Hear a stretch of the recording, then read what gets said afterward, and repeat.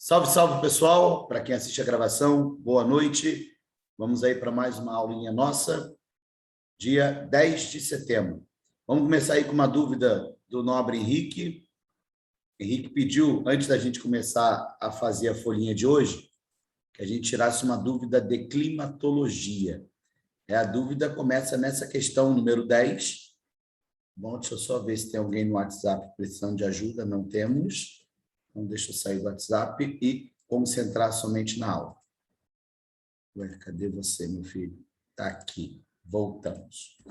Olha lá. Lá no finalzinho, ó, considere as afirmações abaixo sobre o fenômeno El Niño, oscilação sul e suas duas fases El Niño e Laninha.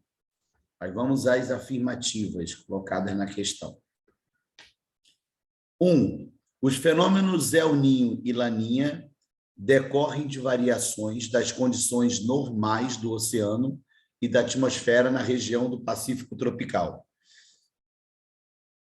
2. Os elementos meteorológicos mais atingidos pelos efeitos associados aos fenômenos El Niño e Laninha no clima do Brasil são a precipitação pluvial e a temperatura do ar. 3. Somente os efeitos do fenômeno Laninha podem alterar as variáveis do balanço hídrico, pois nos anos de Laninha há uma tendência de redução dos déficits hídricos em todo o estado do Rio Grande do Sul. E 4, durante o fenômeno El Niño, costuma haver precipitações pluviais abundantes nas regiões sul e sudeste do Brasil, principalmente na primavera e no início do verão, devido às passagens rápidas de várias frentes frias nessas regiões. Tá, e aí, Henrique, qual é a sua dúvida aí? O que está pegando nessa questão? Me explica aí. Mestre, o que estava pegando essa aí? O que está pegando é essa? A número 1? É isso? É a número 1, mestre. Por que a número 1 está pegando? Porque ele está dizendo assim, mestre, condições normais. Não seria condições anormais, não? Os fenômenos El Niño e Laninha decorrem de variações das condições normais. Olha só. Se você está variando a condição normal, isso é o quê, Henrique?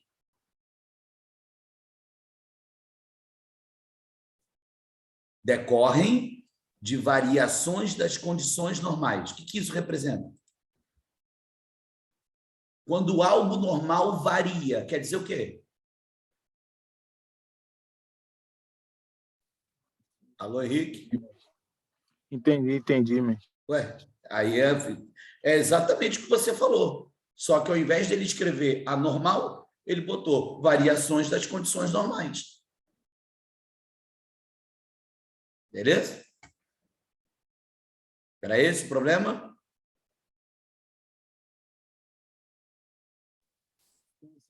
Sim, show. Então tá beleza, então. Então tá resolvido. Oi. Boa noite. Tudo bem? Tudo jóia, Mari? Mari, você mandou mensagem hoje para mim? Eu não. Ah, tá. Eu pensei que tivesse Ah, mandado. não, mandei sim, é o comprovante do... Ah, tá. Eu não vi. Deixa eu ver. É porque eu vi alguém... Ah, não, te respondi, pô. Não, te respondi. Eu estava com medo de não ter te respondido. Foi. Gente, eu estava tão na correria hoje. Desculpa, Mari, ter te perguntado. Pensei que era alguma questão que eu estava... Imagina. Eu tô na vibe de assim, ai, meu Deus, eu tô devendo questão para alguém. Ó, então deixa eu fechar Então, aqui. É Oi. porque eu tenho uma dúvida também. Vai, pergunte. É de uma questão que eu estava fazendo, que está assim no enunciado. E cadê a questão? Sobre... E cadê a questão? Pode te mandar? Não, Melhor, né? então, deixa eu te falar, você está com ela no seu computador? Não, eu tô com ela em PDF mesmo. Então, PDF não, impresso, né? Ah, tá impressa, pô. Ah, sim. Então manda para mim, que eu compartilho aqui. Só um Aí todo minuto. mundo vê. Valeu, manda aqui. Pô, mestre, coisa...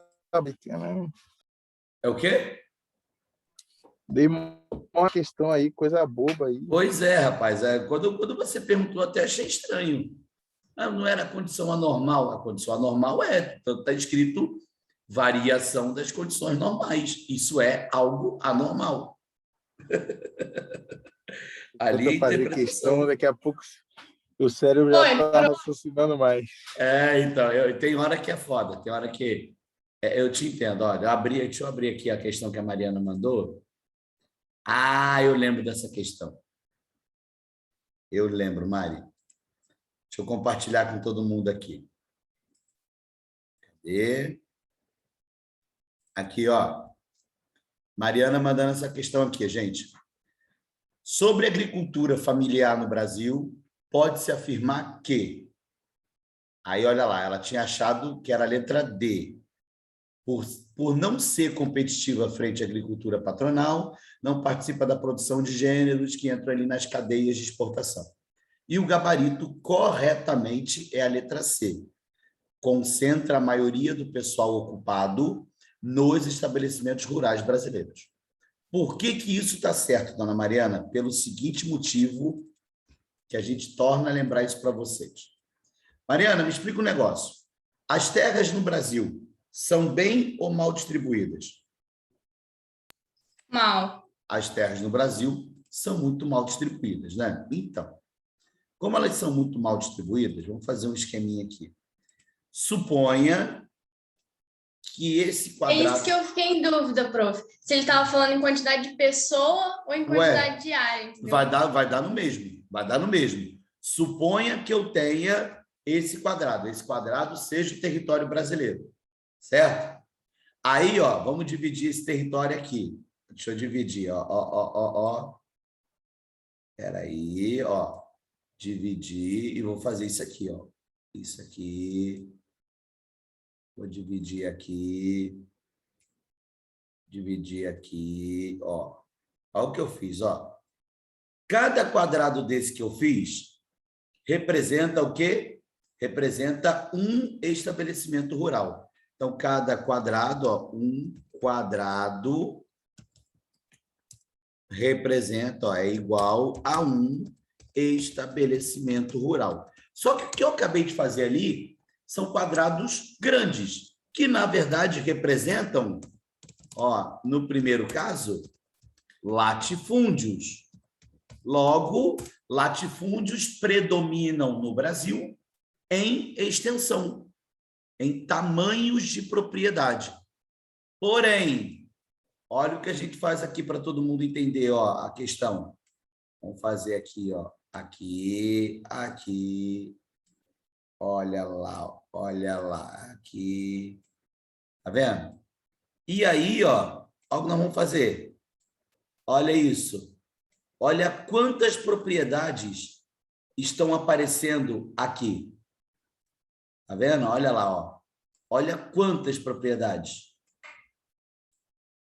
E nessas propriedades, eu tenho, por exemplo, mais emprego familiar, porque eu uso de mão de obra familiar, né?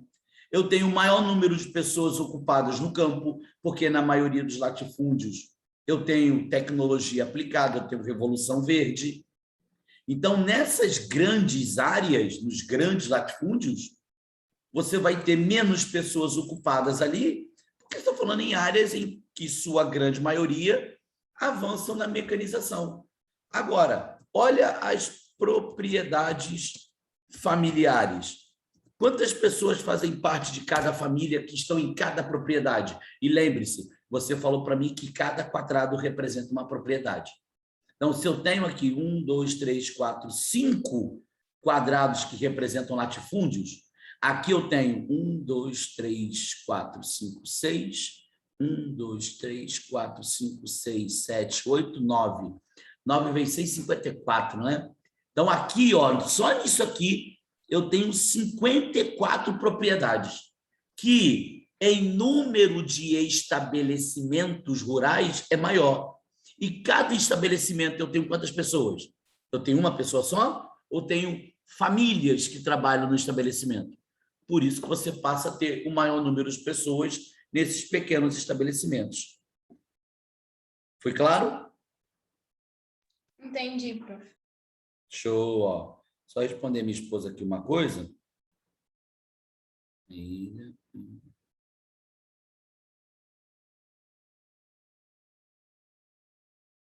Ela está me perguntando se eu vou trabalhar amanhã.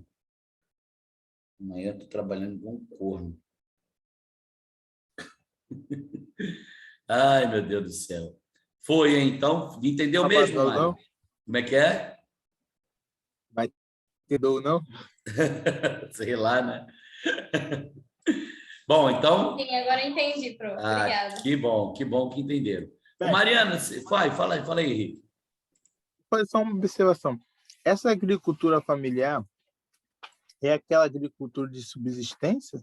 Subsistência, produz para o mercado interno, policultura, pequenas e médias propriedades, exatamente. Uso de técnicas arcaicas de produção, tem todas essas características. Agora, ó, detalhe. Mariana, você estava com a missão semana passada de me falar qual foi a questão que paramos. Vou te falar. Estou esperando, Prof, vai. você não ficou de dar um assunto pra gente que eu tinha te perguntado? Não sei, ué, qual é o assunto que você me perguntou que eu esqueci? É do Bangladesh, acho. Tu não me lembrou essa semana, né? Porra, e eu esqueci de olhar. Lá em Bangladesh que você falou? Não era no Bangladesh que você tinha falado, não. Você tinha falado? Não, era da área do... Você tinha falado alguma coisa ali na Ásia Central, eu esqueci. Não, tu falou realmente. Eu falei, não, amanhã, semana que vem eu te dou uma palhinha. Eu não lembrei. Mas pode ser que no final da aula a gente consiga fazer. Né? Vamos dar prioridade ao exercício e no final a gente libera a galera, 15, né? prof. A gente libera a galera e fala sobre o que você me perguntou. Ai, meu Deus, não é Paquistão, Afeganistão, não é Daguestão, É do não. Cáucaso, né? Que eu tive andado. Eu acho que é alguma região do Cáucaso. A gente dá uma olhada daqui a pouco. Vamos dar uma olhada daqui a pouco, mais para o final. A gente vai trocando ideia sobre alguns conflitos que ocorrem naquela área. Boa. Então, eu fiz a 15, Mariana? Aham. Fiz. Então, começamos na 16 hoje, né? Eita, já começamos com a questão de BRICS. Coisa boa, hein? Não, você vai fazer a 15. Eu vou fazer a 15. Então, não vou começar com BRICS. Culpa da Mariana, hein, gente? Então... Obrigado, Mari. Cadê aqui? Vamos começar a nossa questão de hoje. Irregular distribuição de recursos hídricos, uso compartilhado das bacias hidrográficas, ineficiente sistema de tratamento, desmatamento, construção de barragens, despejo de lixo, diversidade climática, expansão da urbanização, pressão demográfica, geração de energia, projetos de irrigação, dentre outros, são fatores que potencializam o estresse hídrico e originam situações hidroconflitivas. A gente estava repassando aí alguns temas disso aí nas turmas dessa semana, que a gente falava que a SpaceX vem dando uma ênfase a esse tema. Então, sobre esse último termo, situações hidroconflitivas, considere as seguintes afirmações. Está vendo o que o autor faz? Ele coloca um textinho no enunciado, aí, sobre esse último termo. Ele nem falou do texto, né? É do último termo, situações hidroconflitivas. A primeira, um exemplo de situação hidroconflitiva é o caso da construção de barragens para projetos de irrigação na bacia do rio Nilo pelo governo sudanês, que tem provocado tensões com o país vizinho, né? com o vizinho Egito. 2. O Brasil, por dispor de uma região extremamente rica em recursos hídricos, não tem registrado problemas dessa natureza com seus vizinhos ao longo de sua história republicana. 3. O rio Ganges atravessa quase todo o território de Bangladesh antes de se abrir no Largo Delta, em território indiano. A construção de barragens a montante pelo primeiro tem provocado desavenças entre esses dois países. E, no 4, no conflito entre israelenses e palestinos, há um importante componente hídrico evidenciado pela posse e controle das escassas fontes existentes na região. Gente, eu vou começar de baixo para cima, tá?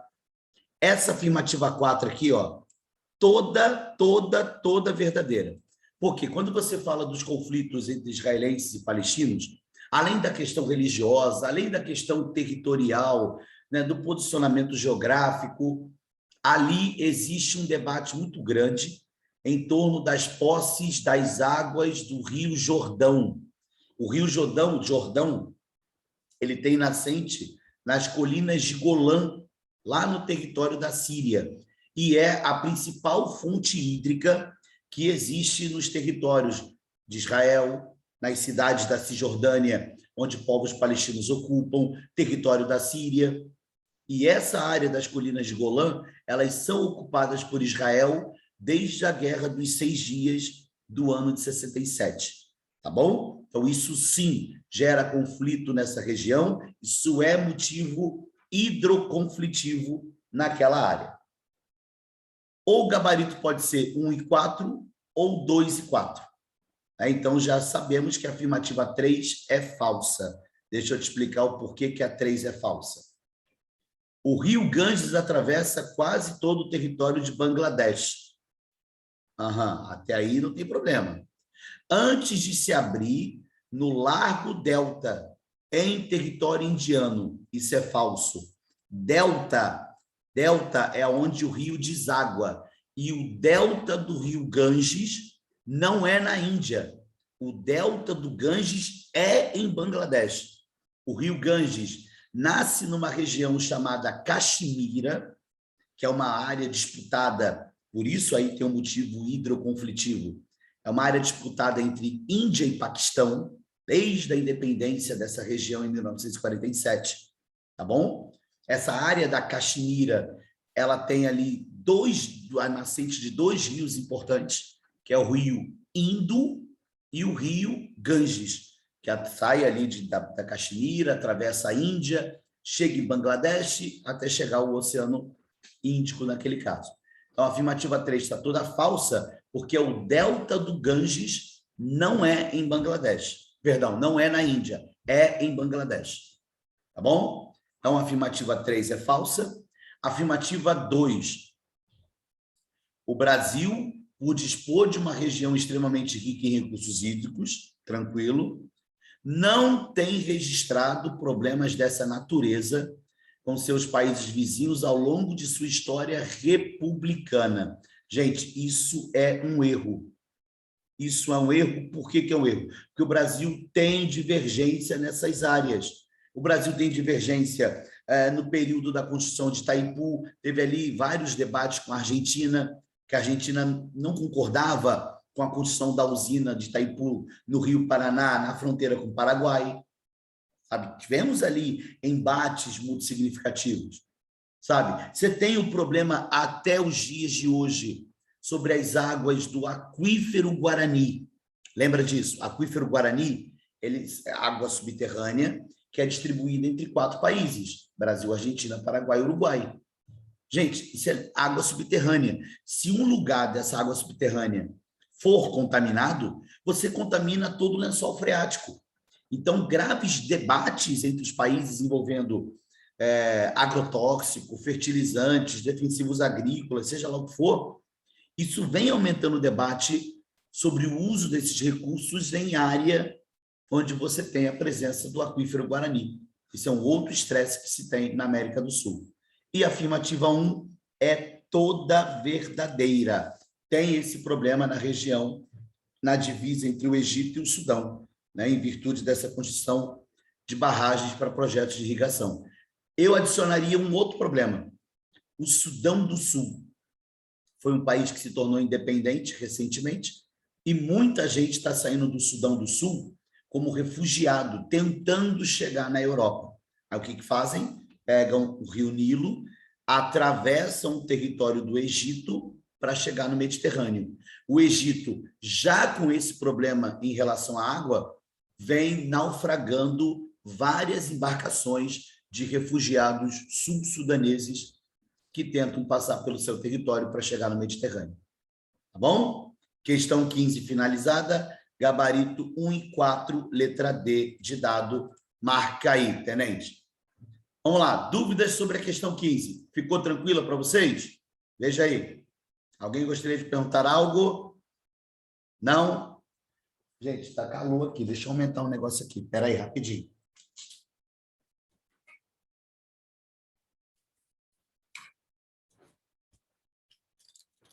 Começou a fazer calor aqui. Aí, mexer ali no alho, rapidinho. Vamos para 16 agora. Todos prontos? Podemos? Vamos para 16. China e Índia são dois gigantes que possuem inúmeras semelhanças, como, por exemplo, o fato de serem os países mais populosos do mundo. Ó, a gente teve, algumas turmas tiveram aula disso aí comigo recentemente, ó. E fazerem parte dos chamados BRICS. Apesar disso, guardam inúmeras características que os diferenciam entre si. Pois bem, sobre as diferenças entre esses dois gigantes, Índia e China, podemos citar os fatos de que, enquanto a Índia baseia sua matriz energética no petróleo e na energia nuclear, a China prioriza o gás natural e o carvão. Essa primeira afirmativa, gente, eu vou ligar a enquete mais tarde, tá? Mas essa questão eu gostaria de comentar com vocês. Índia não tem base da sua energia, né, a dependência energética baseada no petróleo, não. Tá bom? A Índia tem como grande parte da sua geração de energia a dependência com carvão mineral. O erro dessa afirmação, tá, é falar que a Índia tem dependência com petróleo. Ela tem, na dependência não, né? Baseia sua matriz energética no petróleo. Ela baseia sua matriz energética no carvão mineral. Fechado? Pois bem. Fala aí. Eles usam também aquelas forças maremotriz que fala? Na maremotriz é a energia ainda que está sendo desenvolvida, né? Não temos países que geram tanta energia a partir da maremotriz, ondomatriz, como alguns países chamam também.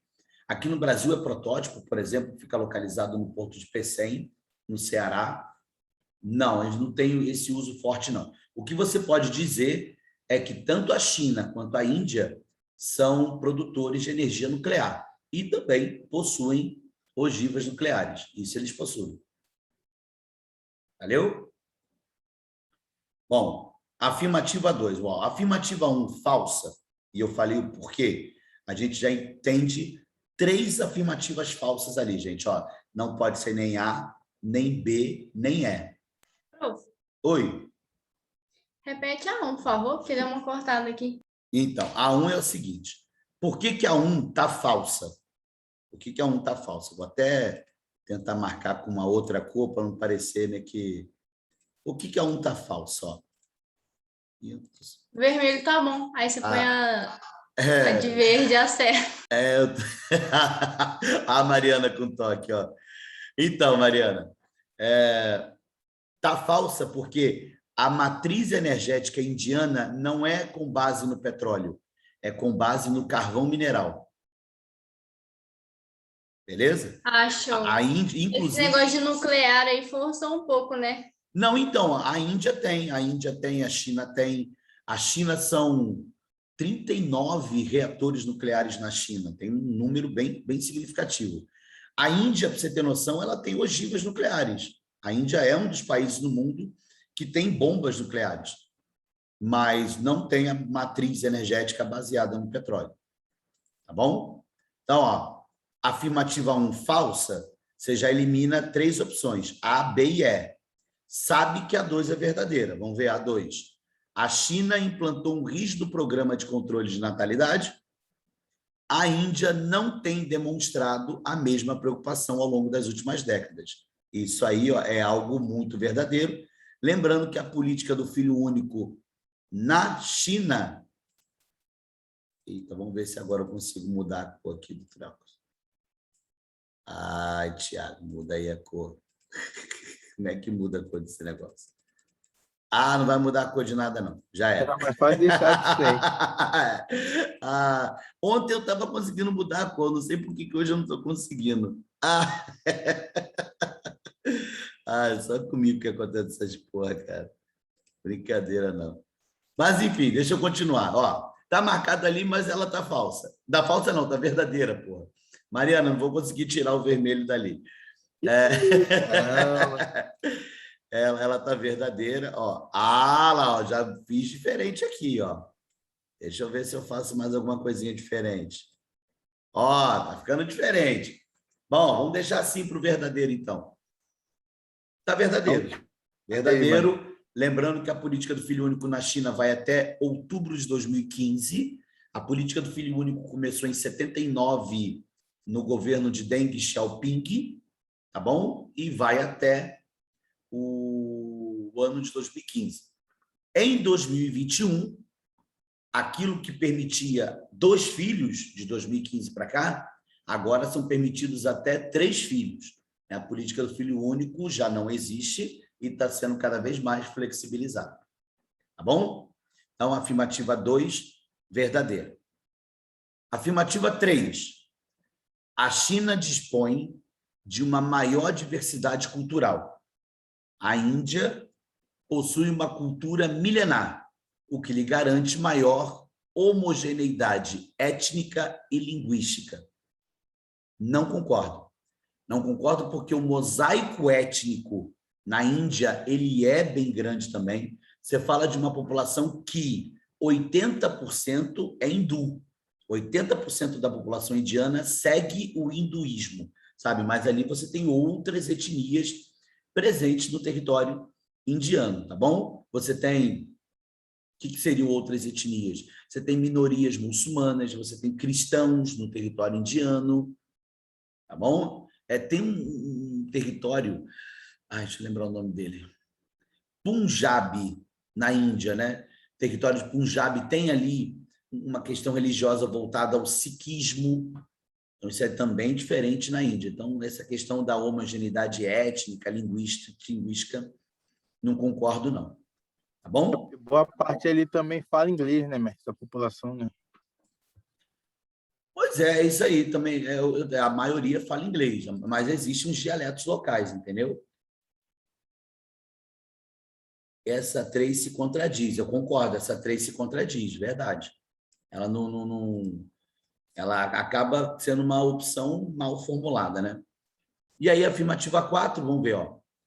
O modelo econômico chinês privilegiou a produção industrial, isso, claro, de 79 para cá também, né? Quando você tem a China se abrindo ao mercado externo, a abertura para o capital estrangeiro, verdadeiro. A Índia está se convertendo numa economia de serviços, na qual se destacam setores como tecnologia da informação e biotecnologia.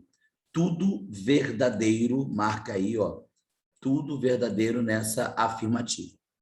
Então, as afirmativas do nosso gabarito, afirmativas 2 e 4, gabarito letra D.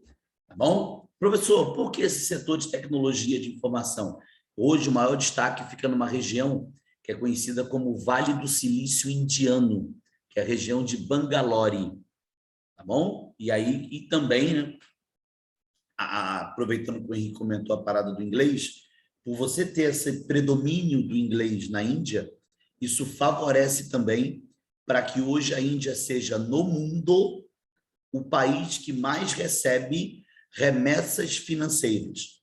Ou seja, pessoas que deixaram o seu país de origem, foram trabalhar fora e, de lá, mandam dinheiro para o seu país, mandam dinheiro para a Índia. Aí, são 3 países no mundo que mais recebem essas remessas financeiras. A Índia, México e Filipinas. São os 3 países que mais recebem esses volumes. Tá bom? Então, gabarito da nossa questão 16, 2 e 4. Show de bola? Vamos para a nossa questão 17. Papai, cartografia, hein? Observe o esquema topográfico a seguir. Lindo, lindo, lindo isso aqui. Todo mundo lembra como faz? Olha a escala do mapa. Ó, se ele botou escala de 1 para 50 mil, está botando X e Y aqui, ó. Tá vendo? De distância de 3 centímetros. Se prepara que ele vai querer distância real entre X e Y. Se prepara, né? Pois bem. Outra coisa aqui, isso aqui é um rio. Para onde está seguindo o rio? Sugestão: olhe para as curvas de nível. O mapa é um mapa topográfico verificado pela altitude do relevo. O que significam esses números aqui, ó? Esses números significam a altitude do relevo. Então, se você olhar, olha aqui, ó, 640, 620, 600, 600, aí vai aumentando, 620. Então, isso quer dizer, gente, isso quer dizer literalmente que você tem isso aqui, ó. Se você me permitir fazer, ó, você tem morro aqui, você tem morro aqui e você tem um rio passando aqui. Certo? Na verdade, tem um rio passando, mas observe, rio não sobe morro, rio desce. Então, esse rio ele está correndo aqui, ó. Essa linha aqui que eu fiz o X agora, qual é a altitude dela? Pô, essa linha é de, ó, 680. Tá vendo? Aí, ó, se eu vier para cá, essa linha é de qual tamanho? 600. Então, aqui você tem um morro e o rio está correndo nesse sentido aqui, ó. Se para cá é o norte, e eu sei porque ele está indicando isso aqui, ó. Aqui é o leste, aqui é o oeste. Então, esse rio corre de leste para oeste.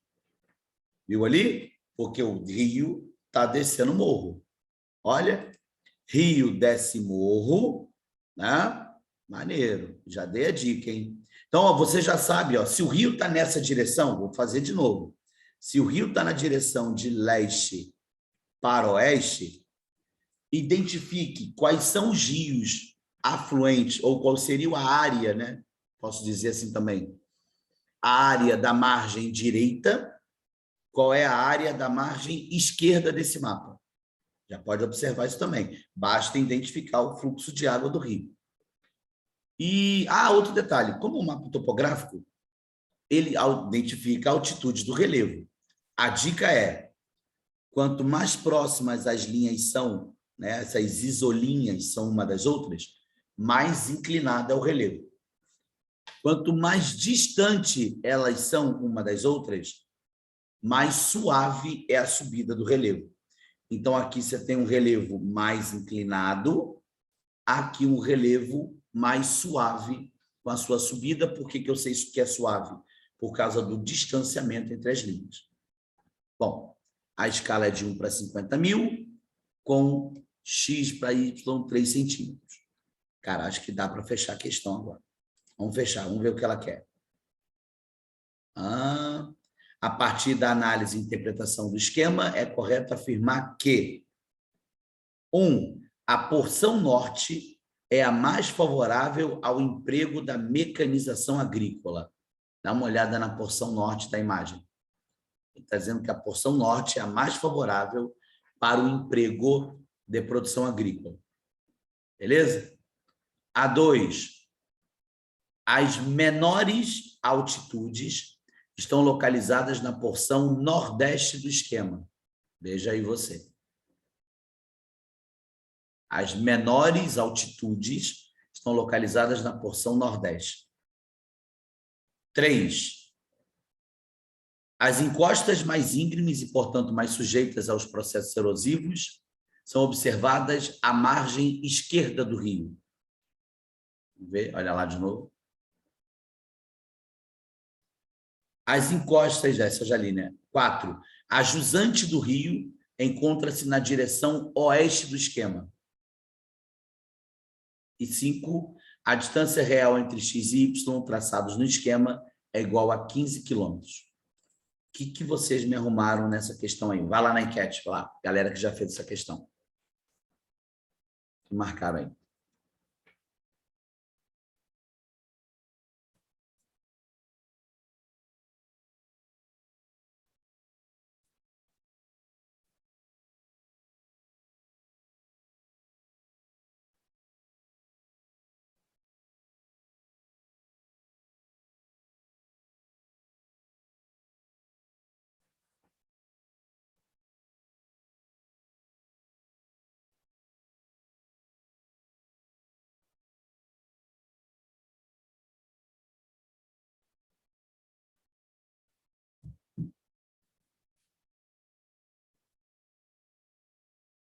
Só isso? Ó, tem 14 alunos, hein? Eu só tenho 7 respostas aqui. Vamos respondendo, hein?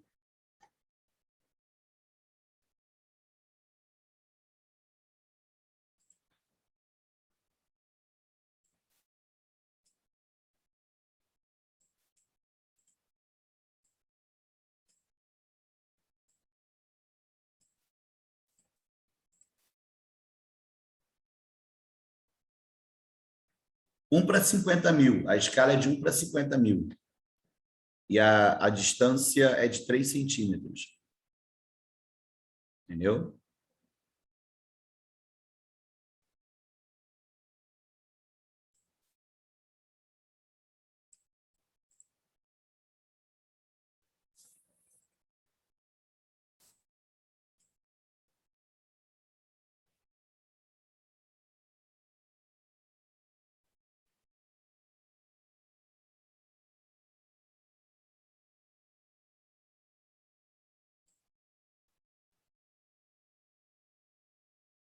Posso fechar? Tem 2 minutos já de questão, hein?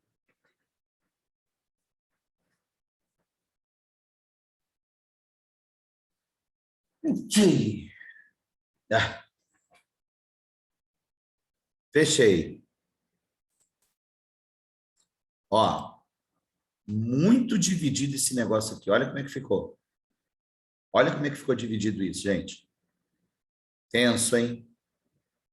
Esperava mais acertos, hein? De coração. Vamos lá, vamos ver o que vocês pecaram aqui nessa questão. Primeiro, a porção norte é a mais favorável ao emprego da mecanização agrícola. Por que isso é verdadeiro? Acabei de te dizer que quanto mais espaçada as linhas são, mais suave é a subida. Quanto mais próximas essas linhas são, certo? Mais íngreme, mais inclinado é o relevo.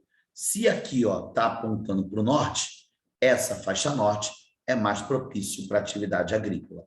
Afirmativa 1, verdadeira. Tá, beleza? Afirmativa 1 pode marcar como verdadeira. Sendo a 1 verdadeira, só pode ser A, B ou C. Afirmativa 2.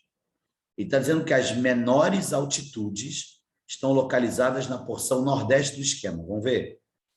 Ah, professor, não sei. Claro que sabe. Pontos cardeais, essa altura do campeonato, você sabe sim. Pontos cardeais, pontos colaterais. Ó, olha o que tu sabe fazer ali. Não está apontando para o norte? Faz isso aqui, ó. Traça uma mini rosa dos ventos aqui, ó. Olha lá. Aqui não é o norte? Você acabou de falar para mim, ó. Não falou? Se aqui é o norte, aqui é o sul, aqui é o leste e aqui é o nordeste. O nordeste não tem as maiores altitudes. O nordeste tem as menores altitudes. Então, a afirmativa 2 é uma afirmativa falsa. Afirmativa 2, falsa. Não vai marcar. Tranquilo? Sendo a afirmativa 2 falsa, ó, já achamos o gabarito, porque não pode ser nem letra A, nem letra B. Ó, a 4 tem que estar verdadeira. As encostas mais íngremes e, portanto, mais sujeitas a processos erosivos são observadas à margem esquerda. Fato. Se o rio corre aqui, ó, de leste para oeste, vamos botar lá de novo, ó. O rio está correndo nessa direção, de leste para oeste. Aqui eu tenho a margem direita. Aqui eu tenho a margem esquerda. E essa margem esquerda vai apresentar, de fato, as maiores altitudes do relevo, por isso que é mais sujeito aos processos erosivos, até por estar mais inclinado também. Verdadeiro. Por que essa aqui está falsa, gente? Ó, distância entre os dois pontos ali, x e y, é de 15 quilômetros. Não é de 15 quilômetros. Lembra? Tem que lembrar de como faz aquela regrinha da escala. Lembra do cagada, ó, cozinho de cócoras mesmo. Tá vendo? Lembra lá do cagadão de cócoras. Cagadão de cócoras é a vida. É a vida. Já que falamos sobre isso, né? que sai do cozinho? Merda. Quando bate na água, espalha merda para tudo quanto é lado, né? Que era para sair um M, só que vocês sabem que escrever com mouse é uma merda. Aqui M, M, M, M e M. A escala, né, de 1 para 50 mil, você sabe bem, olha lá, ó, 1 para 50 mil. Tem alguma unidade de medida escrita aqui do lado? Não. Então, se não tem unidade de medida escrita, o que você vai fazer? Vai considerar isso centímetros. Então, vamos considerar, ó, 1, 2, 3, 4, olha ali, 50 mil. 50 mil centímetros é a mesma coisa que 500 metros. Então, se 1 centímetro no mapa é igual a 500 metros, logo 3 centímetros no mapa é igual a X. Regrinha de 3 simples. Resultado disso não são 15 quilômetros, mas 1,5 km. Deveria ser o gabarito, para ficar correto. Tá bom? Então, gabarito da nossa questão, gabarito, letra C de show. Marca aí C de show nessa nossa questão. Vamos seguir. Posso seguir? Ou... Ah, não, deixa eu comentar aqui na número 4, né? A jusante do rio. Professor, o que é jusante? Jusante é quando você está indo em direção à foz do rio. Tá? E a jusante do rio encontra-se na direção oeste. Molezinha. Professor, se eu estivesse indo em direção à nascente, em direção a montante, como você está indo em direção à foz, em direção a jusante do rio. Tá bom? Aí é aquela aula de hidrografia, um monte de aluno que me xinga, falando que eu invento nome, né? Para nessas horas você ver como é que isso cai em prova, né? Vamos embora. Número 18. Antes de eu ir para 18, antes de eu cortar para 18, alguém quer tirar alguma dúvida? Alguém quer fazer alguma pergunta especial? Hein? Não? Ninguém quer fazer pergunta especial, não? Essa 17 é qual? 17C. Oi? 17C. Oi, mestre. Show. Vamos lá. Corta para 18. Olha aí. Corta para 18. No atual estágio de desenvolvimento do capitalismo mundial, no qual se globalizam não só os mercados, mas também a produção, a palavra de ordem é competitividade. Tema bom dessa questão da PrEP, né? Tema falando sobre diversidade produtiva, falando sobre, provavelmente, toyotismo, sabe? Muito bom, muito bacana a temática proposta pela questão.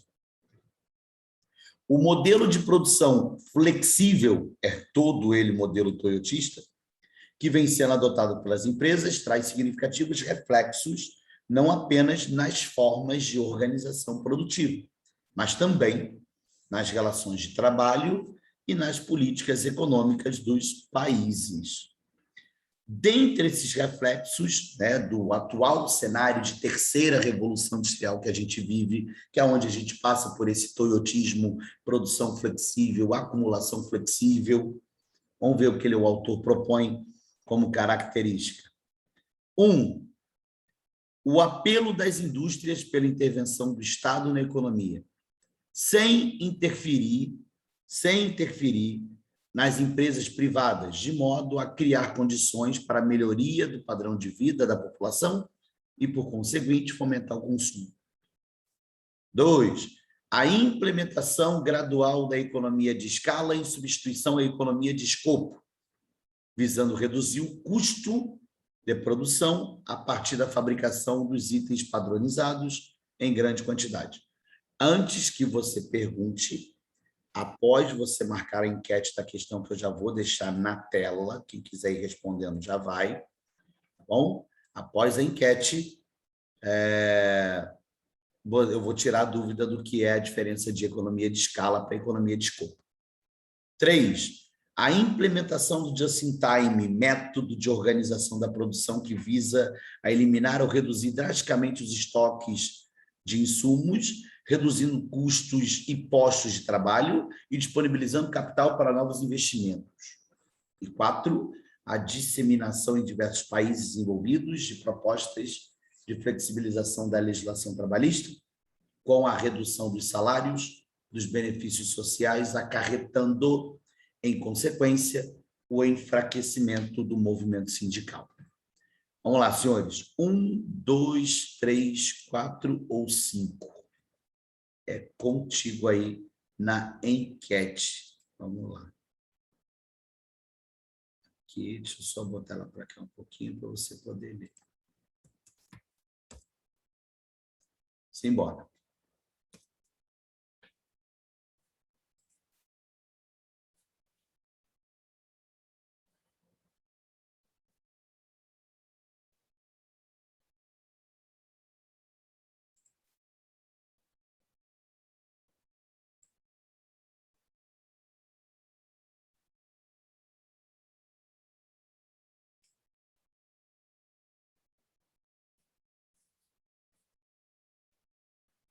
Vamos lá, gente.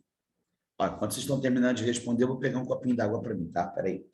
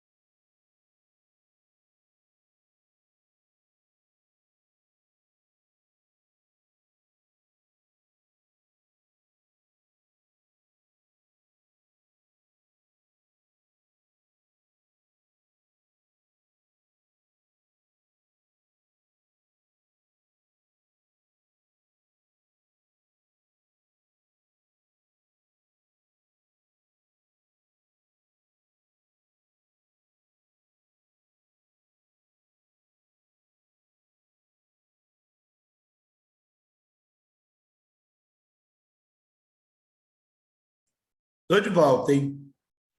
Estou de volta, já tem 3 minutos a questão, eu vou fechar a enquete.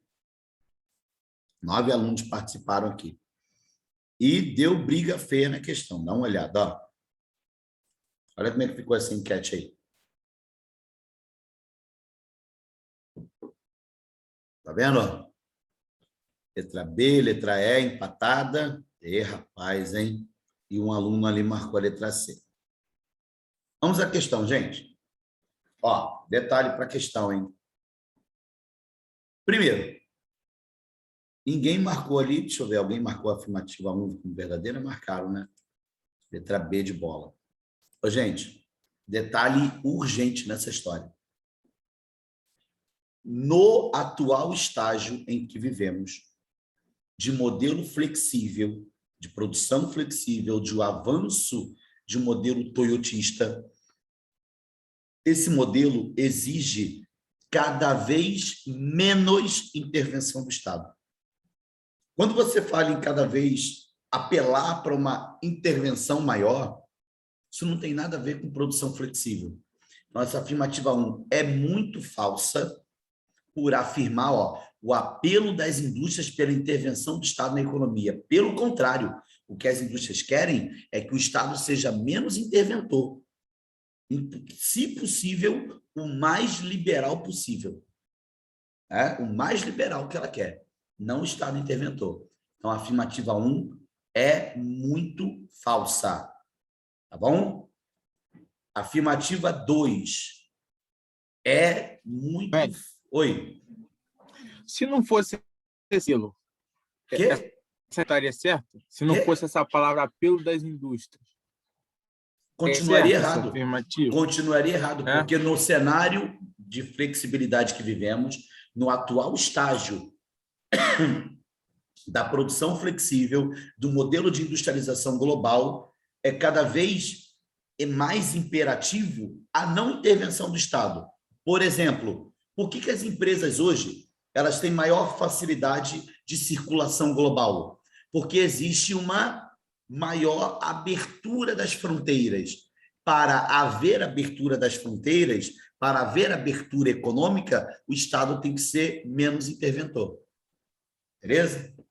É o caso do liberalismo econômico. Liberalismo e até mesmo do neoliberalismo, que propõe a menor intervenção do Estado.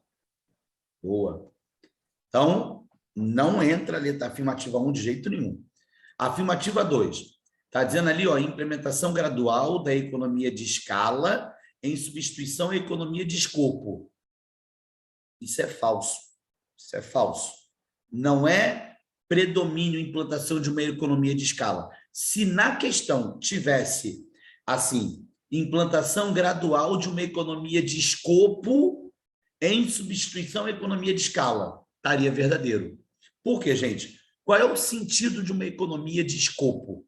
A economia de escopo, ela visa reduzir custos de produção. Exemplo, num cenário de escopo, suponha que 2 fábricas produzam o mesmo produto. Num cenário de escopo, o que essas fábricas fazem? Ao invés das 2 produzirem o mesmo produto, elas se fundem e produzem esse único produto, como forma de buscar a redução de custos gerais. Então, você começa a falar mais de fusão de empresas, parcerias de empresas, tá? Absorção de empresas, por causa desse cenário da economia de escopo.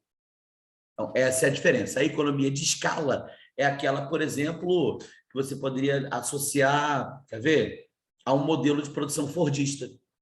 Ou se você tinha ali aquela ideia fordista de produção em massa, consumo em massa, produção em série. E hoje não é isso que está dentro do cenário industrial. Logo, as afirmativas 3 e 4 são verdadeiras. Parabéns à galera que marcou a letra E como gabarito. Gabarito da questão, essa aí, letra E. 19. Todos entenderam a 18? Todos? Alguma dúvida na 18? Vou embora, hein? 19. Repete Oi. essa... Tipo aí, esse... Repete o quê? Essa economia de escopo. Então, vou repetir.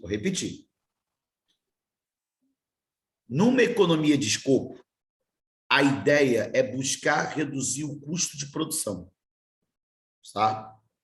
Toda empresa busca reduzir o custo, certo? Se ela pode aumentar a lucratividade, reduzir o custo, ela vai fazê-lo. Então, para que essa economia funcione, dei o primeiro exemplo. Como é que funciona um cenário de escopo? Suponha que eu tenha 2 empresas. As 2 empresas produzem o mesmo produto, competem no mesmo mercado. Qual a tendência numa economia de escopo? É que essas empresas, ao invés de produzirem o mesmo produto, elas possam se fundir, certo? E elas vão dividir os custos de produção, por exemplo. Podem dividir os custos de produção, mas elas vão unificar os seus mercados. A economia de escopo, ela parte de uma tendência da expansão das parcerias, das fusões de empresas em uma escala global. Deixa eu ver se eu consigo... Um cartel, mestre? Não, não é cartel. Cartel, não. Entendeu? Deixa eu tentar ser mais claro para vocês aqui. Deixa eu ver se eu acho uma imagem que ajude a melhorar isso. Deixa eu ver. Deixa eu ver se tem uma imagem que a gente consiga fazer isso. Bom, primeiro eu vou fazer o seguinte. Quando você digita economia de escopo no Google, só para ajudar vocês, o que é uma economia de escopo? Por definição, a economia é o barateamento da produção de 2 ou mais itens em simultâneo. Isso acontece ao produzi-los sob a mesma condição operacional. Assim, obtém-se o custo final mais baixo do que o gasto por quem os produz separadamente. Então, ao invés de duas empresas produzirem separadamente, elas se unem para buscar baratear, absorver matéria-prima, buscar baratear, produzir um produto, entendeu?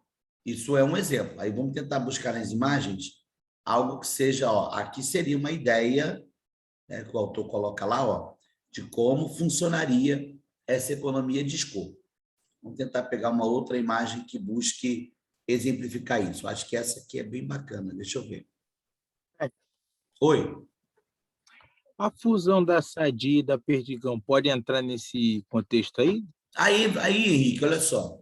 Preste atenção. Eu não estou falando de concentração de capital, como truste, cartel, holding, onde você quer me perguntar. Não estou falando disso. A economia de escopo, elas vão buscar baratear custos de produção, não necessariamente tendo que se fundir. Pode haver a fusão.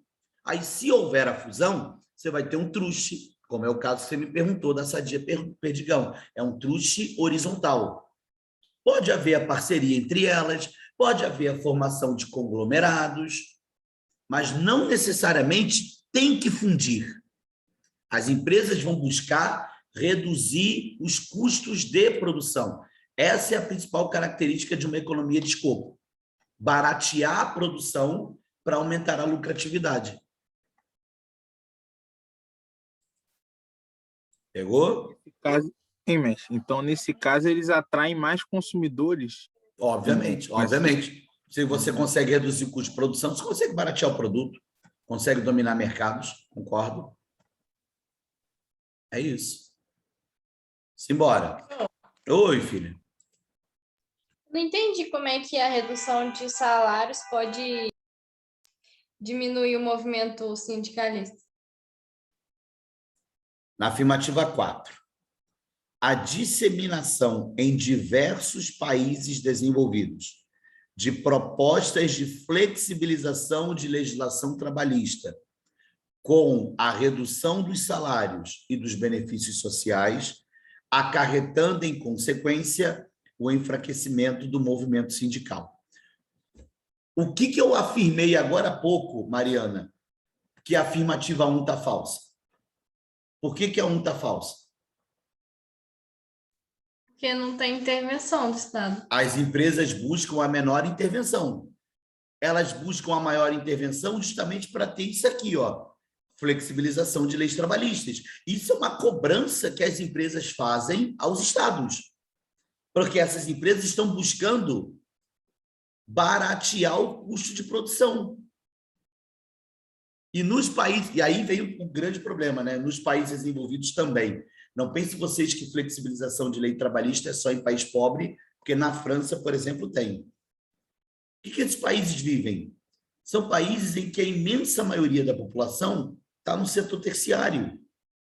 E para você gerar empregos, hoje, o que muitos países estão fazendo? Reduzindo carga horária de trabalho. A França, vou te dar o exemplo da França. Houve uma proposta na França, que foi aprovada, para reduzir a carga horária de trabalho de 8 para 6 horas. Ué, 6 horas de trabalho por dia? Sim, porque trabalhando 6 horas por dia, criaria-se mais um turno de trabalho e você geraria mais empregos. Só que para gerar mais empregos, com a redução da carga horária, você acaba tendo redução salarial. Isso é uma ação que as empresas estão fazendo como forma também de observar a menor intervenção dos sindicatos. O sindicato não pode intervir nesse tipo de situação. Porque como as empresas são cada vez mais privatizadas e privadas, como é que o sindicato vai atuar numa empresa privada? Se o funcionário não seguir o que a empresa privada pede, esse funcionário simplesmente, ou ele é demitido ou pede para sair, dê vaga para outro. Agora, diferente se as empresas fossem estatais. Se as empresas fossem estatais, os sindicatos são fortes, porque cobra de quem? Do Estado. Né? Mas como as empresas são privadas, o sindicato perde força. Pegou a ideia? Oi, Peguei, prof. Essa questão aí da carga horária e a redução de salário, no caso, seria ali uma balança, então, né, mestre?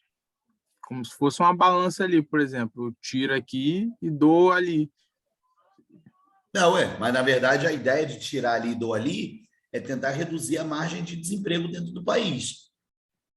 Né? Mas você vai estar reduzindo o desemprego, paralelamente reduzindo salários, reduzindo benefícios, porque o camarada já não está trabalhando 8 horas por dia ou 44 horas semanais, está trabalhando bem menos, justamente para poder gerar uma nova margem de empregos.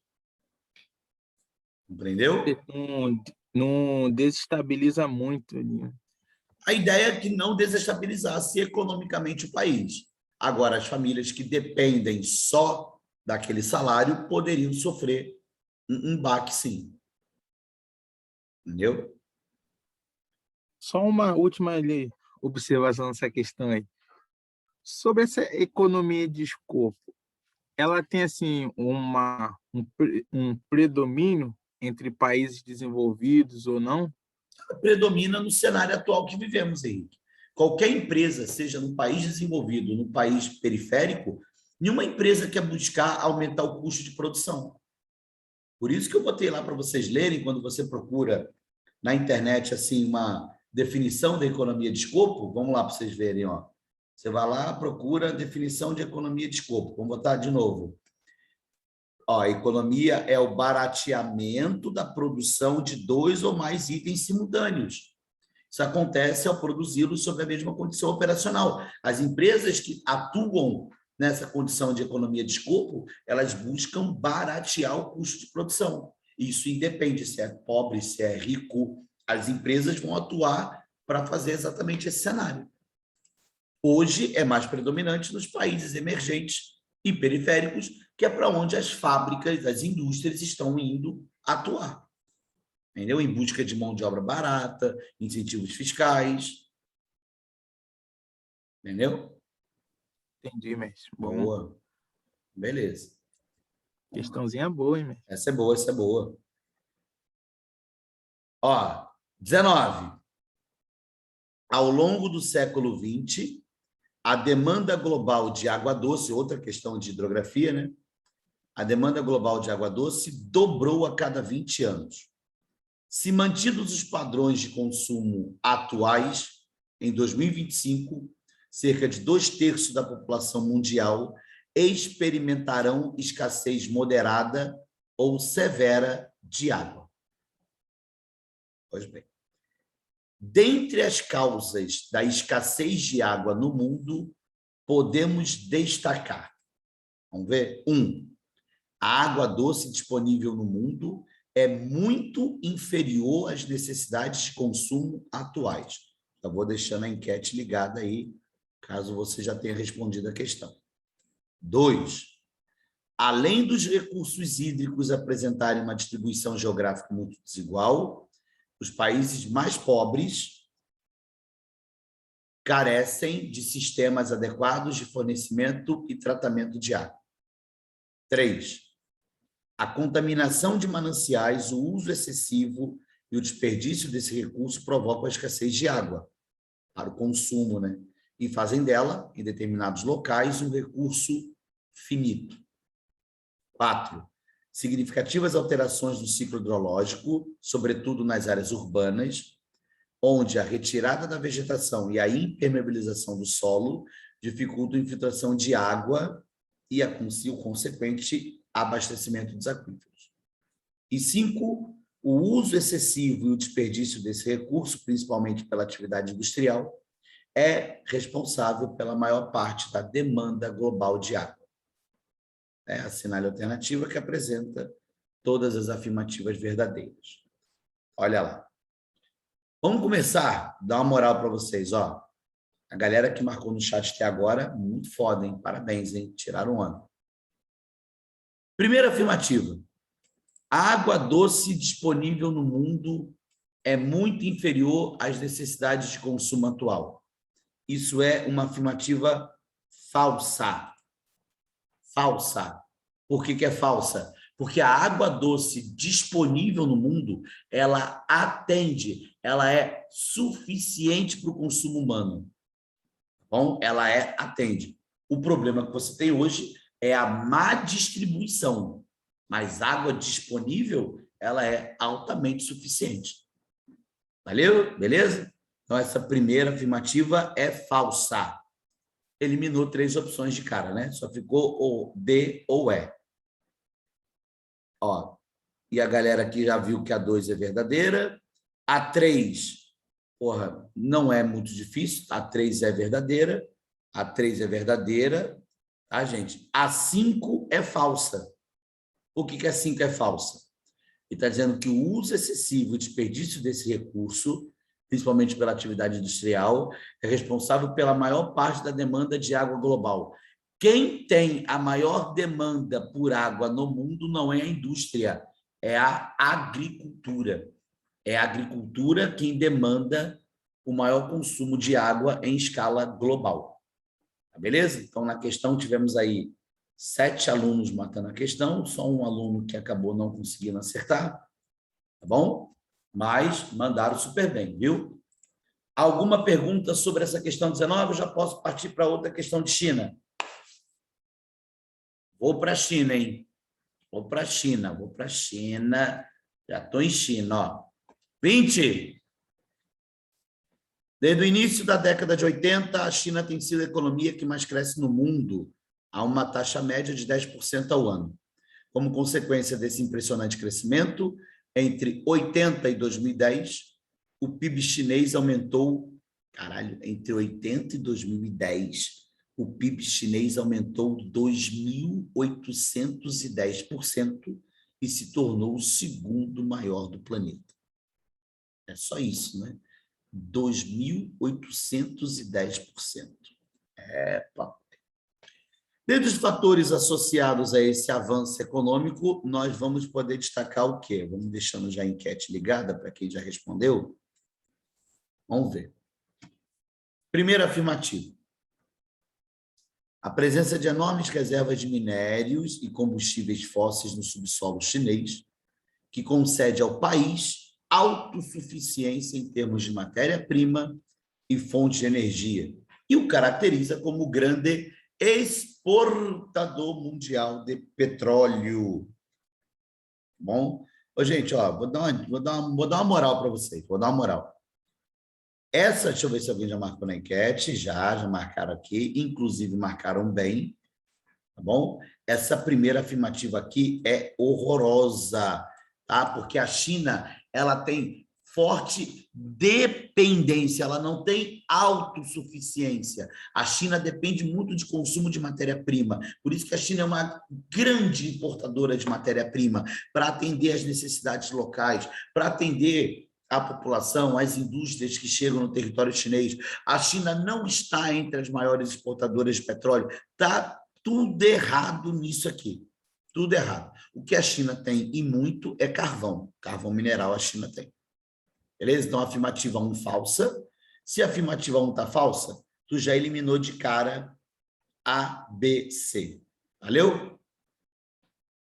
A 2.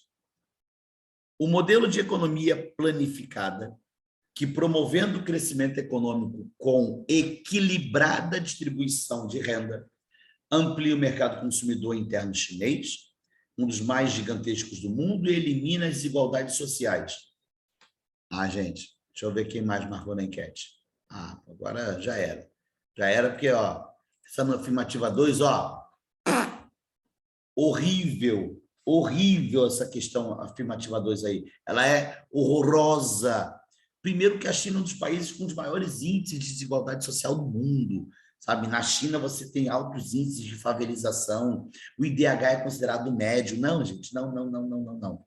Nada disso. E a economia chinesa, lembre-se que ela é marcada por ser um país com 2 sistemas, né? O modelo político chinês, controlado pelo Partido Comunista, mas a economia chinesa, desde 1979, é uma economia de mercado, é uma economia capitalista. Tá? Só para deixar claro para ti, tenente. E aí ficamos com as afirmativas 3 e 4, gabarito letra E, nessa nossa questão número 20. 20. Foi? Foi? Foi, né? Que bom que a galera fez. Ó, quem teve aula de China esses dias aí com a gente, pegasse uma questão dessa, ó, ia brincar, hein? Esses garotos brincar, hein? Ah, papai! Ah, 21! Olha lá, olha lá!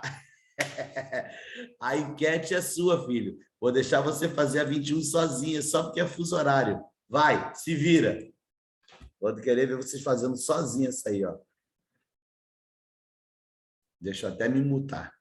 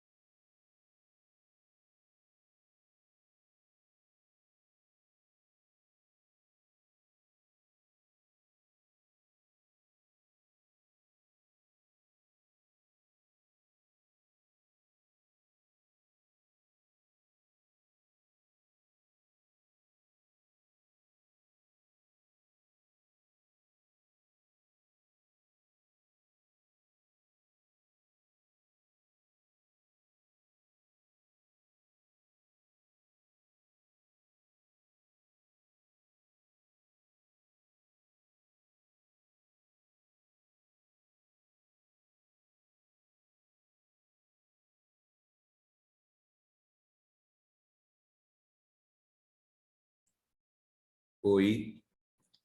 Ó, tive 9 alunos respondendo essa 21, hein? 9 alunos. Vamos encerrando a enquete. 3 minutos, ó.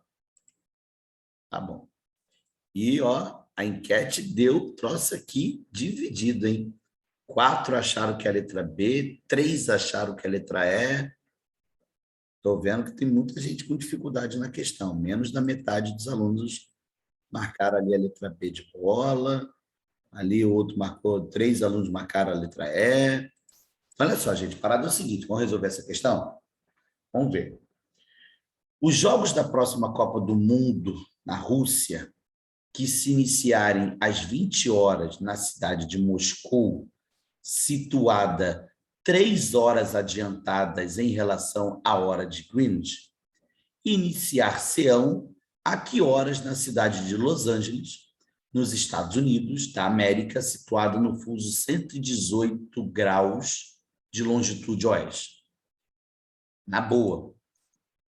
Sabe fazer de cabeça? Vai lá, divirta-se, vai que o filho é teu. Não sabe fazer de cabeça? Não inventa. Simples, não inventa. Né? Então, vamos lá. Vai na trás da folha e faz no braço essa bagaça.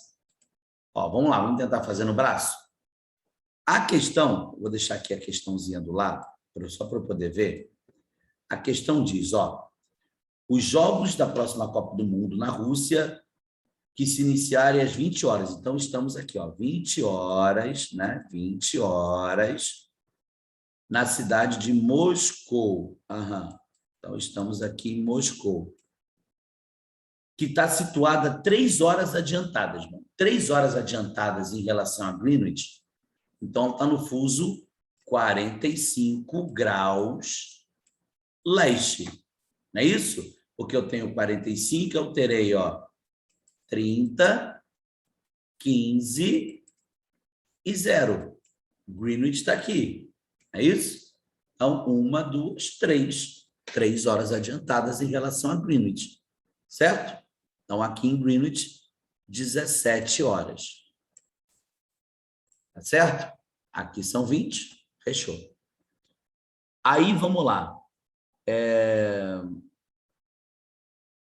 Como é que é? Os jogos que se iniciarem 20 horas na cidade de Moscou, situada 3 horas adiantadas em relação a Greenwich, iniciar-se-ão a que horas na cidade de Los Angeles, que está no fuso 118. Aí vamos lá no fuso 118?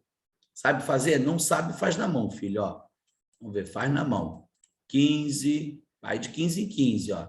15, 30, 45, 60... É isso?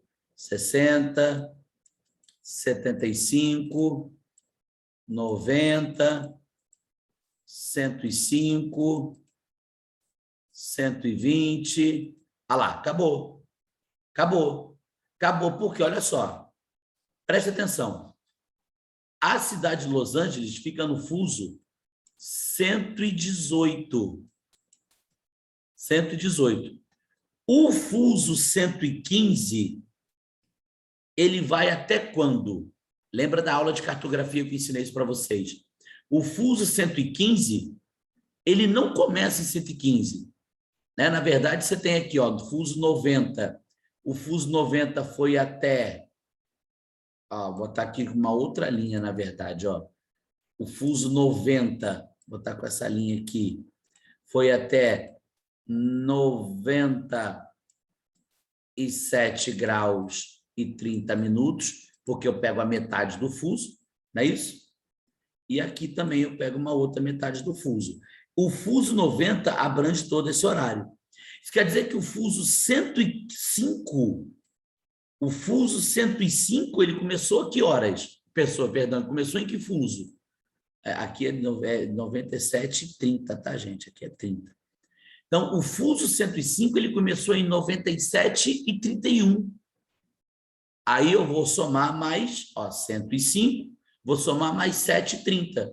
Então, o fuso 105, ele vai até 112 graus e 30 minutos.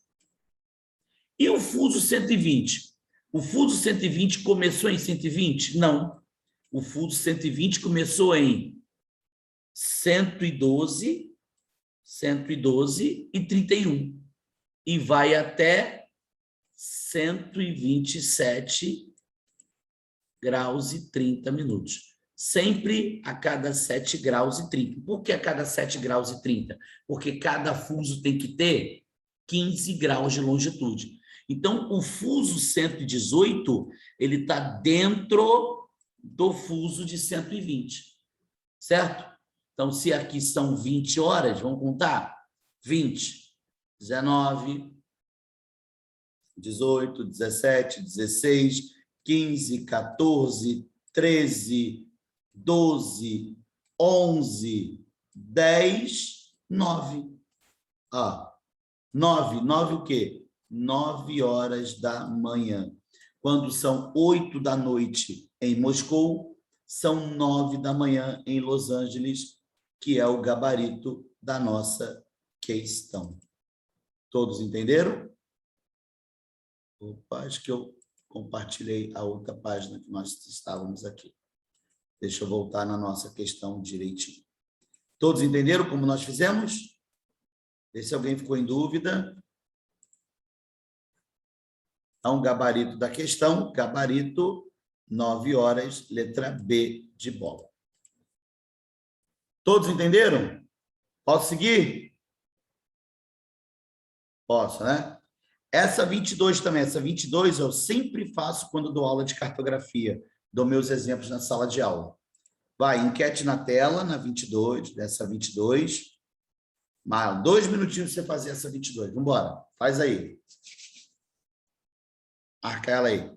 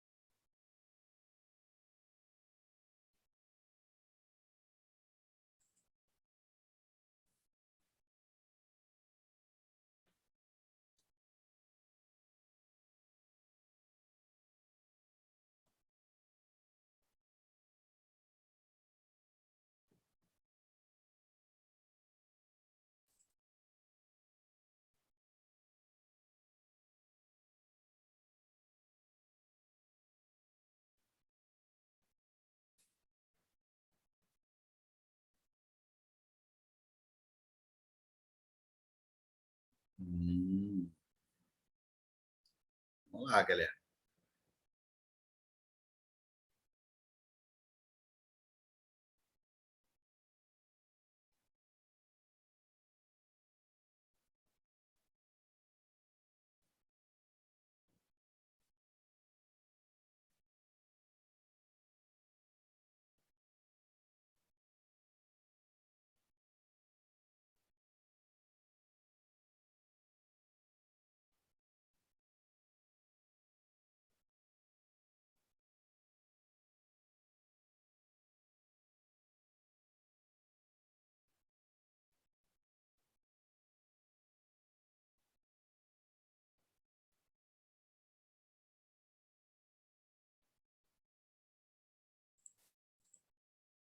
Fechamos, né, gente? Ó, já deu tempo de fazer essa questão, né?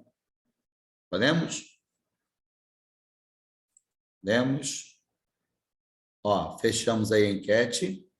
5 alunos tiveram tempo de fazer e 4 marcaram a letra D de dado, que é o gabarito da questão. Muito bom, gente. Ó, galera que chegou aí, o gabarito noroeste, mandou super bem. Alguém tem dificuldade em fazer esse exercício? Quer que eu faça? Alguém precisa de ajuda nessa questão? Vê aí se alguém precisa de ajuda. Prof, eu tive. Vamos ver, Rebequinha. Então, ó, vamos fazer essa questão. Vou voltar lá no quadro. Essa questão a gente tem que ter muito cuidado na hora de fazê-la. É o seguinte.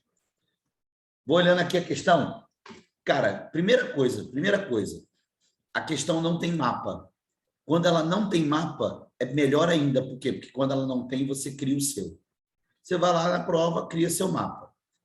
Ao criar seu mapa, você já criou seu meridiano de Greenwich, você vai botar onde você quiser, e a sua linha do Equador. Tá vendo? Já botou o meridiano e a sua linha do Equador. As coordenadas são as seguintes, dos pontos A e B. Vou passar aqui, ó, com uma linha azul. Vamos passar a coordenada da latitude e longitude do ponto A. Ó, eu vou botar aqui, ó, o ponto A.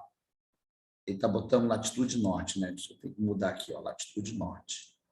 Então, aqui vai ficar o meu ponto A. Por que ele vai ficar aqui? Porque eu quero.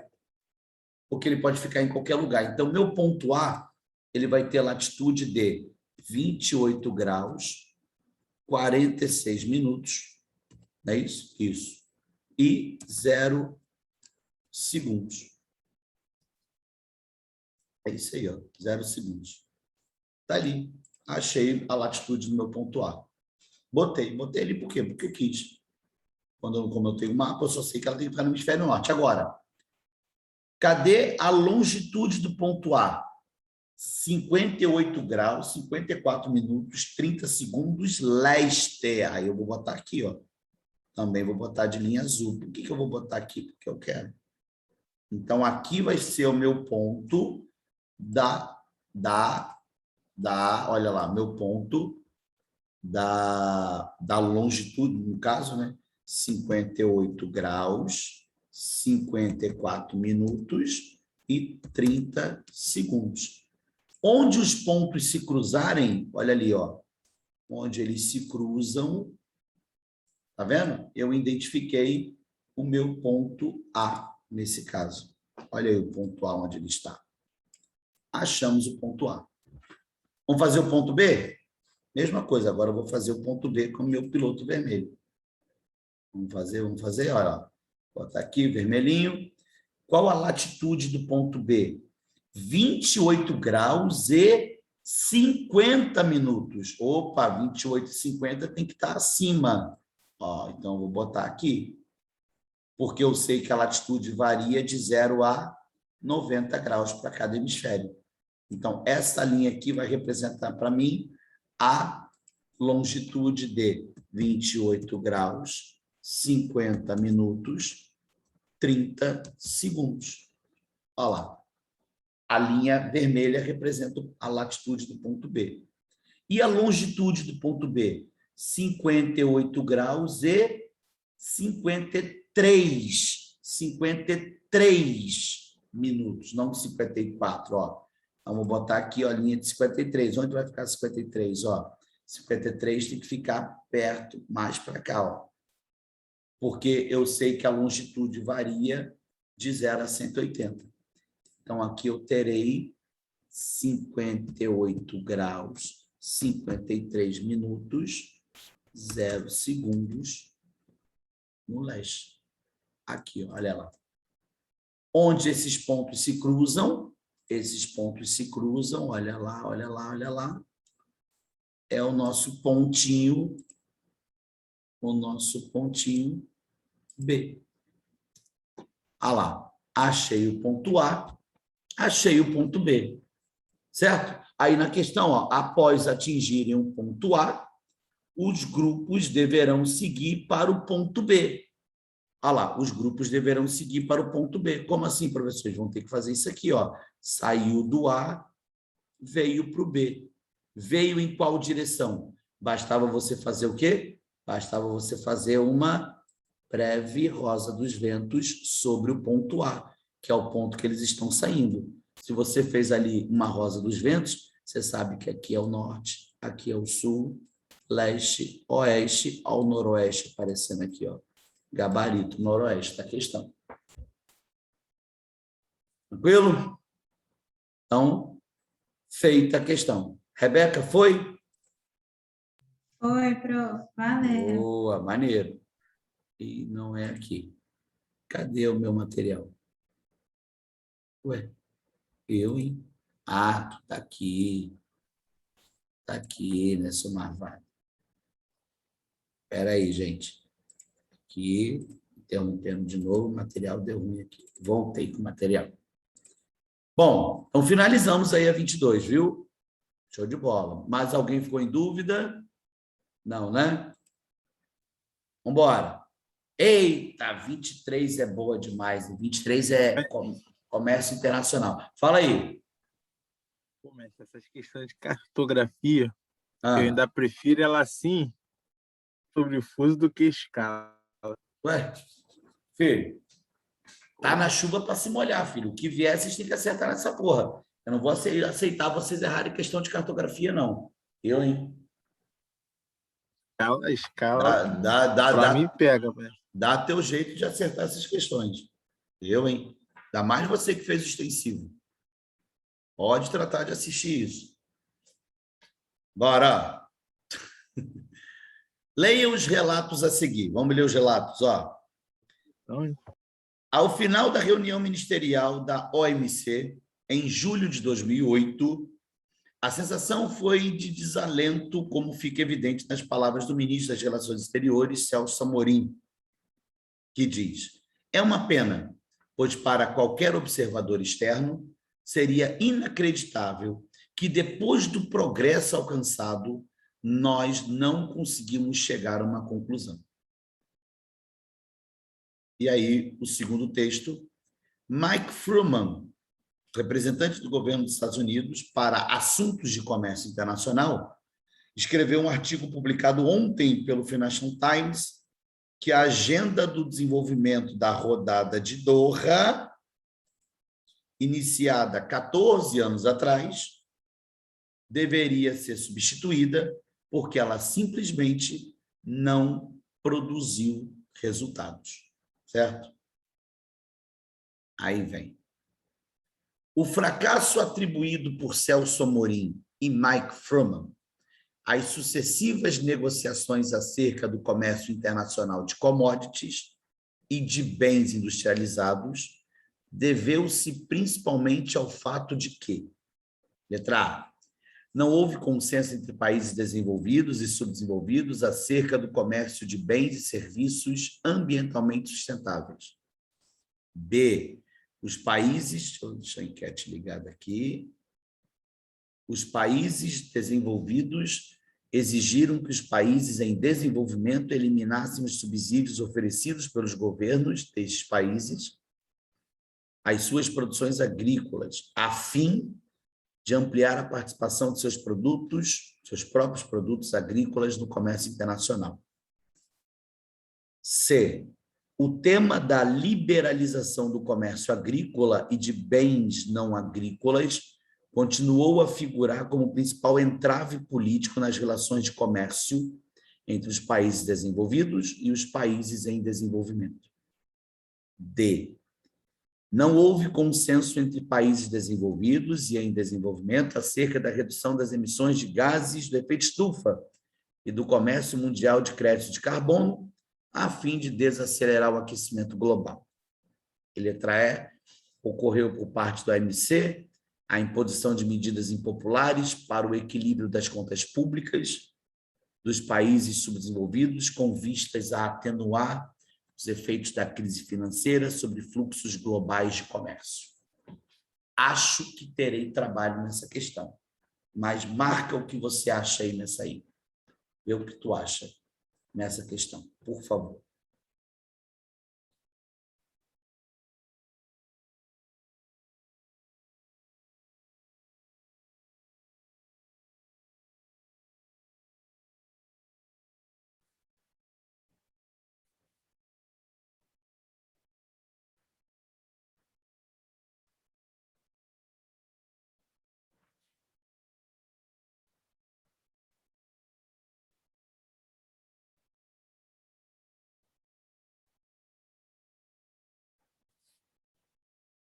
Vamos lá, gente. Isso. Vamos lá, participando.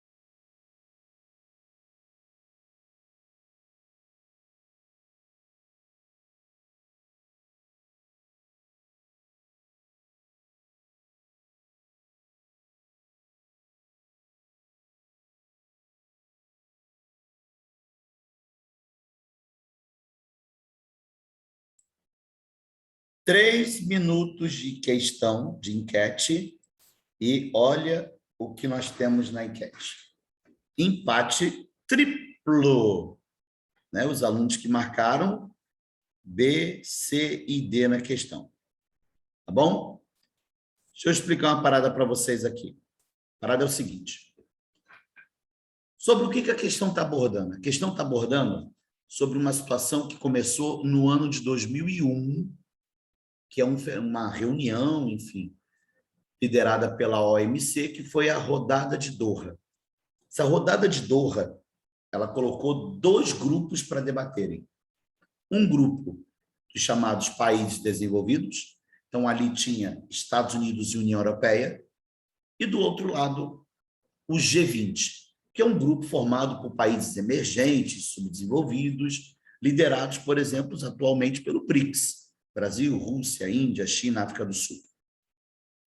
Nessa rodada de Doha, há uma pressão muito grande dos países pobres sobre os países ricos. Por quê? A pressão é para que os países ricos liberassem, abrissem os mercados para a entrada dos produtos primários dos países mais pobres. Correto?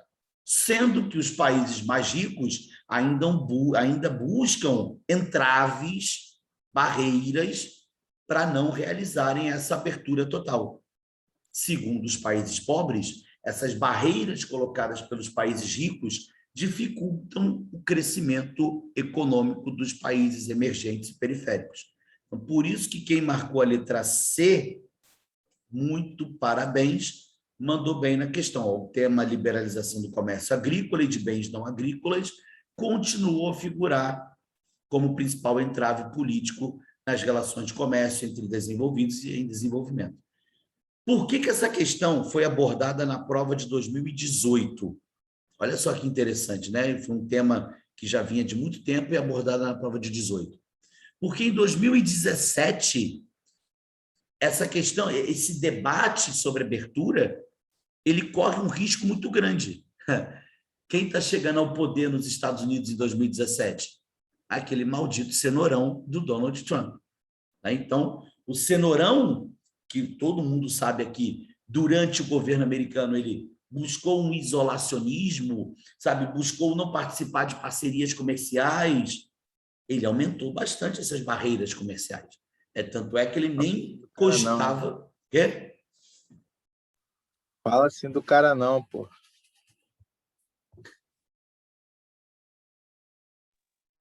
Melhores presidentes aí, ó. Ai, meu Deus, eu pensei que você ia ter um pouquinho de vergonha na cara em falar um negócio desse, depois da cagada de ontem. Mas, enfim, tá errado, não. Não tem nem como conversar mais.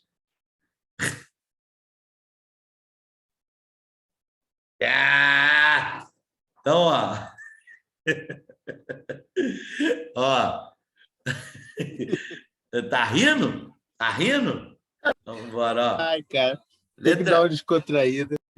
Tá certo. Da puta, né? Fica me gastando ainda. Ó. Quem marcou a letra B de bola? Onde está o erro ali? Está escrito assim, ó.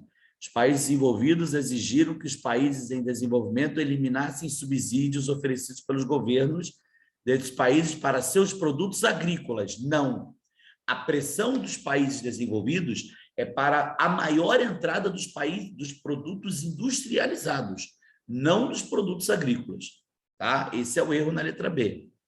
E na letra D, não houve consenso entre os países desenvolvidos e em desenvolvimento acerca das emissões de gases. Cara, isso aqui não é debatido na rodada de Doha. Isso aqui, ó, mercado de crédito de carbono, redução de emissões de poluentes, é protocolo de Quioto. Tem nada a ver com rodada de Doha. Tá bom? Por isso que o gabarito é a letra C de show. E falando em questões ambientais, olha o tema da questão 24, que fala sobre desenvolvimento sustentável. Alguém chamou? Diga lá. Então, basicamente, era os países em desenvolvimento que queriam abrir mercado para os seus produtos, né, industriais. Né? A rodada de Doha teve como principal função pressionar os países ricos a abrirem os mercados para os países mais pobres, coisa que, infelizmente, acabou não acontecendo. Boa. Muito bom. E por isso que essa rodada ela continuou acontecendo, 2001, 2008, sabe, 2014, ela continuou várias vezes, esses entraves, esses debates entre os países. 24 diz assim, papai, hein? Vamos ver o que a 24 diz. Desenvolvimento sustentável refere-se ao modelo de desenvolvimento econômico que busca conciliar o crescimento da economia com a conservação do meio ambiente e, ao mesmo tempo, melhorar as condições de vida da população mundial, sobretudo da parcela mais pobre. Vamos deixar a enquete ligada já? Vamos, né? Beleza. Então, na perspectiva do desenvolvimento sustentável, a principal ameaça ao ambiente global é o quê, gente? Dá uma olhada aí nas opções de vocês. Leiam com calma e em 1 minuto, 1 minuto e meio, a gente resolve isso.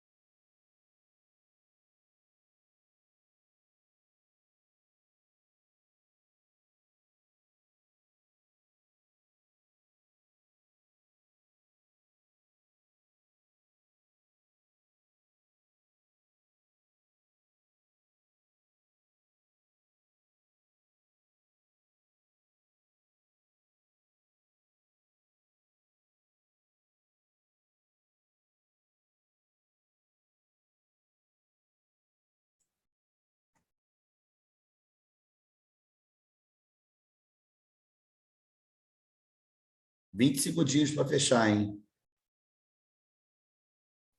Mas espera aí, mestre. Não Vai lá. tem... Vai lá.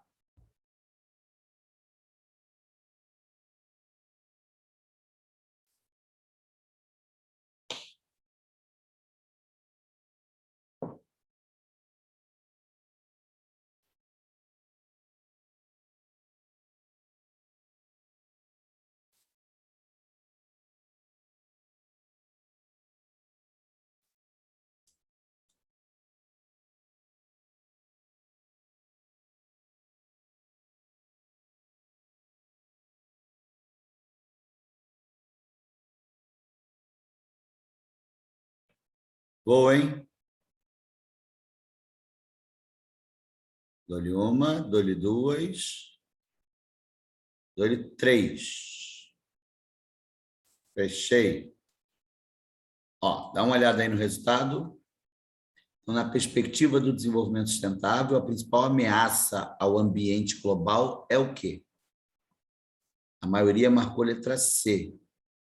Disseminação dos padrões de consumo, dos padrões de produção e de consumo, né, vigentes, sobretudo nos países mais ricos, os quais acarretam, por exemplo, elevado consumo de recursos naturais e grande poluição. Concordo plenamente. Concordo. Gabarito, letra C. Quem marcou a letra B? Distribuição desigual dos recursos naturais entre diferentes regiões do globo, acarretando um uso expoliativo desses... Cara, esse uso expoliativo, se eu estou bem de memória, o termo expoliativo, ele significa que você usa isso vez ou outra. Deixa eu confirmar aqui, ó. Expoliativo, o que é isso? Ó, relativo à expoliação, que expolia, expoliante, não. Ó, disse das substâncias implicadas na pele, remove a epiderme, porra nenhuma. Sei lá, não consegui. Eu entendi por esse lado, sabe? Tá vendo? Que é expoliativo, acarretando o uso expoliativo desses recursos. Ah, pode ter também o seguinte, né? Aquele sentido de expoliação da pele, que muitas pessoas fazem, né? Pode ser alguma coisa no sentido de retirada. Mas aí, por parte das nações mais carentes, mesmo assim, se fosse levar por esse sentido, não marcaria a letra B, não. Por esses dois motivos que eu falei, sabe? Aí vai depender do significado que você tem ao termo expoliativo ali. Eu tive um aluno marcando a letra E. A ausência de um consenso entre membros da comunidade científica acerca das verdadeiras... Não, gente. A comunidade científica ela entende que existe aquecimento global. principalmente o IPCC, o Painel Intergovernamental de Mudanças Climáticas. Agora, existem pessoas, assim como existem pessoas que dizem que vacina não presta para nada, assim como existem pessoas que dizem que Terra é plana, vai ter gente dizendo que aquecimento global é balela, sabe? Então, é isso. É basicamente isso, sabe? Não tem como, mas a comunidade científica como um todo, ela entende da necessidade de se atuar diretamente para se combater o aquecimento global. Combinado? Show? Vamos lá, vamos fazer a 25 da União Europeia? A última do dia, vamos embora? Batendo aí já 5 para as 11. Vamos fazer a 25. A União Europeia, como é que é? Deixa eu ver. Ainda escreve aqui no chat, né? Aquecimento global e fake news. Porra. Tem isso, né? Tem gente que começa a falar isso. Tem gente que começa a falar que vacina bota chip no braço, né? Aí chama de vacina, aí desdenhou de vacina o tempo todo para ontem arregar dizendo que é uma parceria importante, que sem a parceria chinesa não poderia estar fazendo a vacinação no Brasil. Catar, né? Quando sentiu a aguinha batendo na rabeta, deu uma de cagão. Pro inferno. Bora, ó.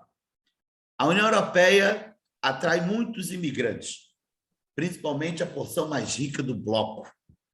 Imigrantes vindos das ex-colônias europeias, em especial da África e da Ásia, procuram se estabelecer em suas antigas metrópoles. Também é significativa a imigração dos países mais pobres do leste europeu para a porção mais rica da União Europeia, que é justamente a Europa Ocidental. Sobre a questão imigratória na Europa, especialmente na União Europeia, podemos afirmar o quê? Nossa, questão boa demais, Ellen. Primeira afirmativa. O espaço de Schengen, constituído, dentre outros, por todos os países que compõem a União Europeia, foi implantado por um acordo em 85 e prevê o fim do controle das fronteiras e a livre circulação de pessoas entre países membros. Perfeito, gente. Essa afirmativa 1 não é perfeita? Ela é perfeita, com um detalhe errado aí. Tem um detalhe errado aí, por favor. Tá bom? Primeiro detalhe errado. Olha lá, ó. Primeiro detalhe errado. Você não tem ali, como é que eu posso te dizer? Primeiro, nem todo mundo concordou com esse espaço de Schengen. A questão da PrEP é de 2018, então o Reino Unido não tinha saído ainda do bloco.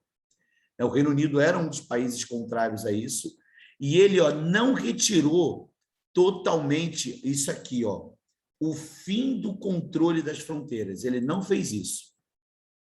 Aí isso é um erro que tem nessa afirmativa. Os países têm controle das suas fronteiras, tá bom? Mas não é algo... Na verdade, o espaço de Schengen, ele possibilitaria... Como é que eu posso usar a expressão, cara? A criar a ideia do cidadão europeu. O europeu, ele teria livre circulação, sabe? O espanhol poderia trabalhar em Portugal, sabe? O espanhol poderia trabalhar na França. O cara poderia fazer isso. Agora, a ideia dessas fronteiras serem mais abertas é muito voltada para a questão do turismo na Europa. Bom, o turismo, aí sim, as fronteiras ficariam mais abertas para você ampliar a circulação de pessoas na região. Tudo bem? Sim ou não? Tá? Então, entre os europeus, deixa eu deixar uma coisa bem clara para ver se eu conseguir esclarecer. Para o europeu, a fronteira seria livre. Porém, para pessoas que não participam do bloco, que visitam a Europa, a fronteira já tem controle. E aí é o controle do turismo. Acho que ficou mais claro agora para vocês, né? Então, afirmativa 1, falsa. Afirmativa 1, falsa, eliminamos já 3 opções ali. Para 2. A circulação de pessoas... Mestre, explica ela de novo para mim, por favor. Aonde se travou? essa do fim do controle das fronteiras. Isso, então, Por o que que eu que tá marquei. errado? Não seria só, não teria ser o fim dela, seria só uma externa, só? Não, então foi exatamente o que eu expliquei, Henrique. O fim das fronteiras, do controle de fronteiras, é para o europeu. Para o europeu, a fronteira é livre. Para quem não é da Europa, você mantém o controle de fronteiras. Então, esse fim do controle de fronteiras é errado, porque não há esse fim completo. Eu diria que é um fim parcial. Ele é um fim parcial para quem? Para o europeu, para quem pertence ao bloco. Porque para quem não pertence, existe o controle de fronteira. Foi? Ah, mas não entendi, não. Aonde você não travou? Vai, fala para mim onde você não entendeu. De novo nessa questão, mas não seria uma externa só? Não, Henrique, olha só. Países que pertencem ao bloco, eles adotam políticas em comum. Ponto. Então, se o cara que mora em Portugal quiser ir para a França, a fronteira é livre. Por quê? Porque são países europeus. Agora, se o brasileiro quiser ir para Portugal, de Portugal para a França, ele pode fazer isso? Não. Que aí, para o brasileiro, existe o controle de fronteiras.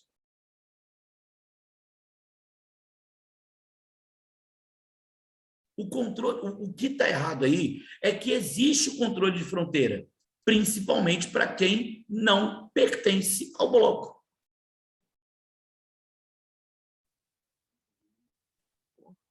Ele foi muito maldoso aí. Ué, fazer o quê? É prova da PrEP, filho. Prova da PrEP. Infelizmente, é assim mesmo. Está A2. bem iluminado. A2. A livre circulação de pessoas entre os países da União Europeia tem se mostrado um problema. Por isso, os países membros tentam impedir qualquer fluxo imigratório, uma vez que quem consegue entrar em um dos países do bloco pode circular livremente pelos demais. E aí, isso está verdadeiro ou falso? O que vocês acham?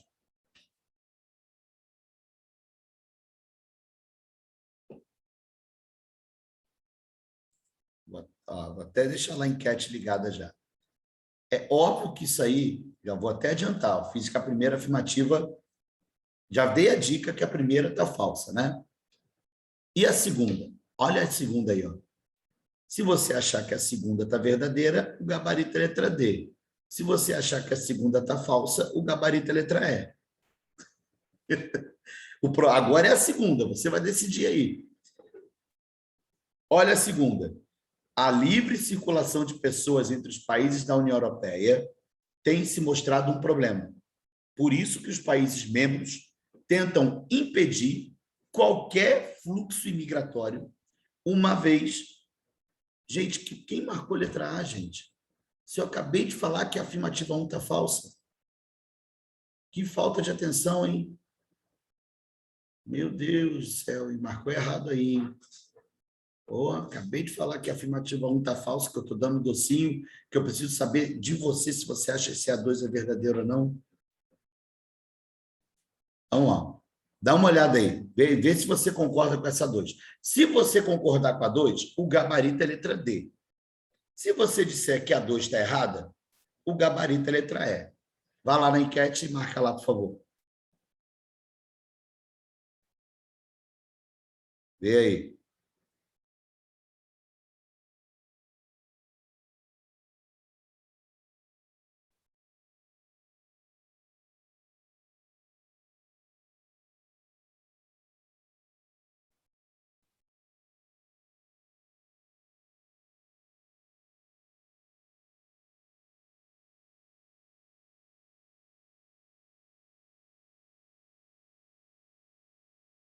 Mais alguém vai marcar? Gente, ó, é só decidir se você concorda se a 2 está verdadeira ou falsa.